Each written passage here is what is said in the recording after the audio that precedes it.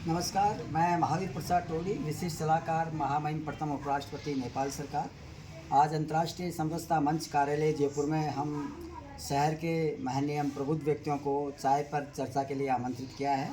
आज का हमारा जो कार्यक्रम है वो भारत की प्रतिष्ठा, भारत की शक्ति, भारत के पंचशील सिद्धांतों को वैश्विक स्तर पर बढ़ाए हैं। इस पर हम चर्चा कर रहे हैं कि हम आपकी जो कार्य योजना है, आपका नैतिक समर्थन है, उस पर हमने चर्चा की है। और हमारे बीच अभी जौहरी बाज़ार के जो सामाजिक कार्यकर्ता हैं और व्यवसाय से जुड़े हुए हैं, कई संस्थाओं से आप जुड़े हुए हैं, उनसे अभी हमारी चर्चा हुई है। उनकी कार्य योजना से हम लोग रूबरू हुए हैं और हम बड़े प्रभावित हुए हैं। ऐसे समाज सेवक हैं जिन्होंने छोटी सी उम्र में बहुत संस्थाओं में आपने एक धरातल पे आप काम कर रहे हैं और आपको हम यहाँ पे आमंत्रित किया। आपका आमंत्रण पत्र हमारे को आपको मिला तो आपको कैसा लगा उस समय? समाज के प्रति कुछ नई चीज़ जोड़ना और अच्छी जानकारियाँ प्राप्त करना आपके माध्यम से प्राप्त हुई हैं। कुछ हम कर रहे थे, कुछ आपके माध्यम से सीखने को मिलेगा। जी।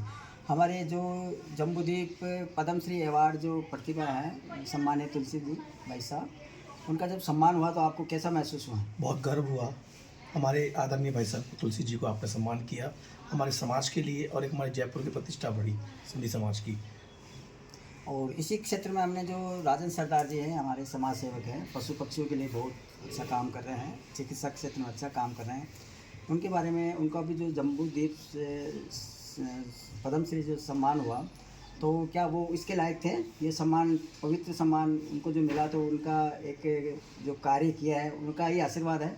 बिल्कुल, उनके सेवा कार्य देखते हुए वो इस चीज़ के सम्मानित थे जो आप लोगों ने सम्मान दिया गया है, बहुत ज़्यादा। जी सर। अच्छा, आप व्यवसायिक क्षेत्र से जुड़े हुए हैं, तो आप उद्योगपतियों को और व्यापारियों को किस तरह की सेवाएं देते हैं?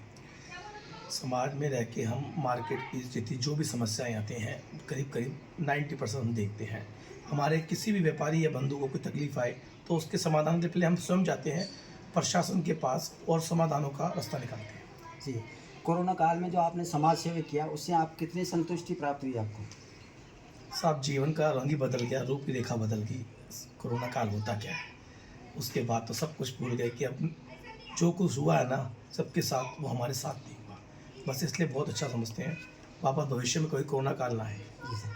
हमारे भारत रत्न पूर्व प्रधानमंत्री अटल बिहारी जी वाजपेयी की जयंती महोत्सव हम लोग जयपुर शहर से शुभारंभ कर रहे हैं 16 दिसंबर को। तो भारत रत्न अटल बिहारी जी वाजपेयी के बारे में आप क्या संदेश देंगे? वो तो परमात्मा का रूप थे, उनके शब्दों में मोती थे, बस इससे ज़्यादा कुछ नहीं। अच्छा, भारत और नेपाल राष्ट्र दो है लेकिन आत्मा एक है, ये आप मानते हैं? बिल्कुल आदरणीय। सीता माता के स्थान है नेपाल और वो हमेशा पूजनीय रहेगा। जी। और भारत के जो प्रधानमंत्री जी हैं हमारे सम्माननीय नरेंद्र भाई मोदी साहब, उनके कार्यकाल में भारत विकासशील देशों से विकसित राष्ट्रों की ओर बढ़ रहा है, ये मान रहे हैं? 100% बढ़ रहा है, इसकी कोई सीमा नहीं, आज तक भी नहीं और आगे तक भी नहीं।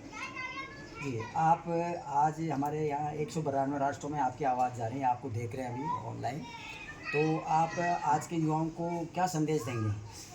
समाज की सेवा करें, अच्छी संस्थाओं में जुड़ें, बस यही हमारा लक्ष्य है आज की युवा पीढ़ी के लिए। अच्छा, छात्र छात्राओं को मोबाइल के बारे में आप क्या संदेश देंगे? मोबाइल कम, पढ़ाई ज़्यादा, और एक अपना लक्ष्य होना चाहिए। एक अपना लक्ष्य जीवन की प्राप्ति होनी चाहिए। जी सर, आपको पुनः भारत और नेपाल की ओर से बहुत बहुत आपका अभिनंदन, सुस्वागतम। नेपाल एक ऐसा राष्ट्र है जो कभी किसी राष्ट्र का गुलाम नहीं रहा, ऐसे राष्ट्र की ओर से मैं आपका अभिनंदन करता हूँ।